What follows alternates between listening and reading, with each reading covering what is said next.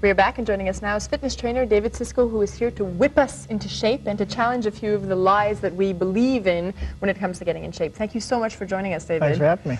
Well, first of all, let's get to the meat of it. I mean, everyone thinks that all this new equipment that's coming out is really useful and are going to put out the $39.99 or the $29.99. What is the biggest lie out there? What is the one piece of equipment that really is not doing what it should? If I were to suggest, the biggest lie out there would be if it's being sold on an infomercial. Oh, really? Don't even bother. So generally speaking, infomercial. And the most successful infomercial that's out there at the moment is Pilates. Pilates. And every time I try to explain this to people, I always get hate mail, people going, how come you hate Pilates? How dare you speak against Pilates? No, I actually think Pilates is wonderful. Pilates was developed by Joseph Pilates in 1932. He was a male nurse. Okay. He developed it to rehab ballet dancers.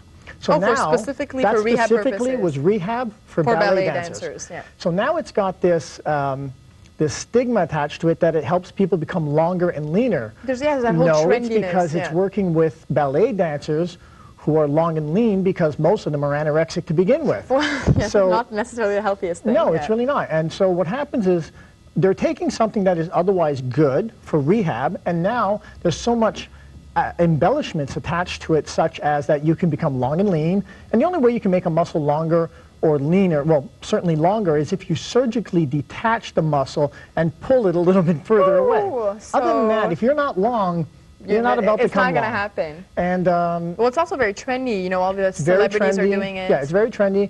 And that's another thing. If Hollywood says this is what they're doing, almost assuredly, it's a lie. It's a lie. Yeah, because, I mean, like right now you have Daisy Fuentes who's pushing the Pilates. And unlike Demi Moore, who admits to having $200,000+ of cosmetic surgery, Daisy Fuentes is claiming it was Pilates that did it.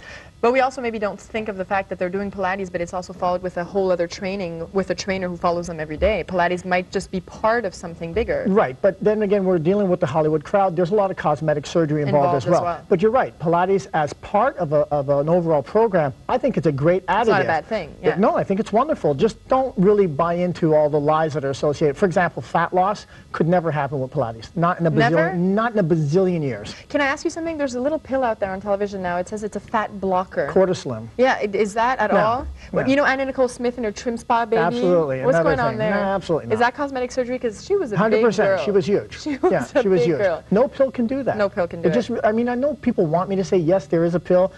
In order to metabolize fat, the only thing that can metabolize fat is muscle. Okay. So it has to happen internally. So no pill that you take is going to do that. There's no magic pill. There really is no magic pill. You have to let that dream go. It's not going to happen. It is hard work. What about the big giant ball we always see, that big scary thing that people are always contorted on? Normally called a Swiss ball. Again, it comes from rehabilitation.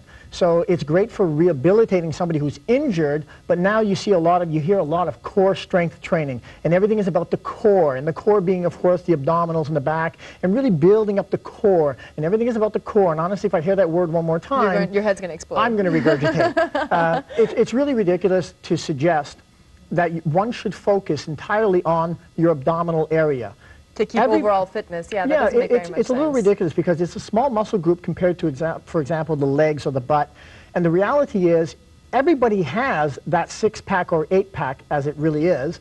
But if it's covered with body fat, I was going to say sometimes it's covered under a beer belly, or. but people act as though they don't exist, those muscles, but they do. Oh, they exist for everyone. They're there. Look at any human anatomy chart. The muscles exist. They're there, but they need to be developed. Or the fat needs to be taken off. Well, not even developed. They just need to drop the overall percentage of body fat, and that really comes down to having a supportive eating program. Okay, I was going to say, because we're challenging a lot of the myths here, but what are some of the things that we can be doing to be keeping in shape and lose some weight? Well, unquestionably, listen, I've been in the business 21 years, and I think that I have converted thousands upon thousands of body transformation. And we actually proved it for television how to do body transformation, how to be successful.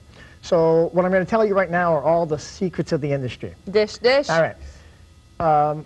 Women, as a general rule of thumb, have become cardio queens. Go to any gym anywhere in the world. Yeah. Who's occupying the aerobic classes? Women. The ladies. Go to any gym anywhere in the world. Who's on the cardiovascular equipment?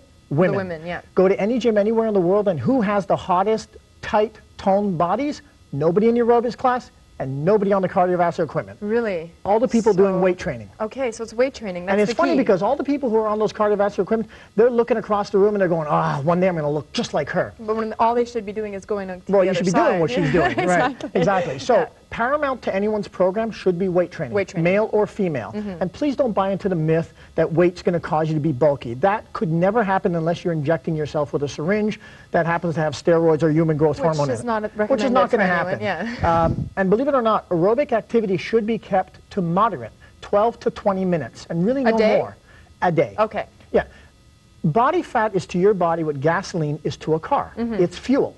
So if you're not driving the car, clearly you're not going to empty the gas tank. That's true. So your body is your car.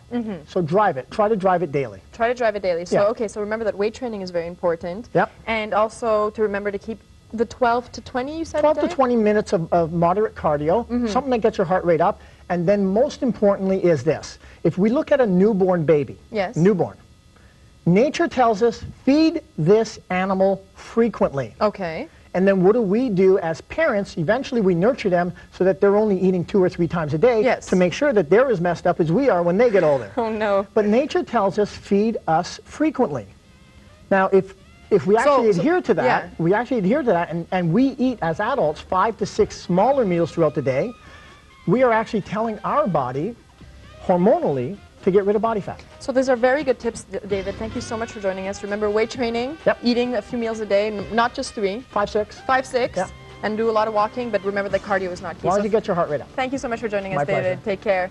That's it for this week's show, you guys. We've learned a lot about training. I have to get in shape, as you can see. Remember that Claudia's dog is up for adoption. Remember, you have to be serious. Call us, write in. That's it for this week's show. Take care of yourselves, and we'll see you next week. Bye.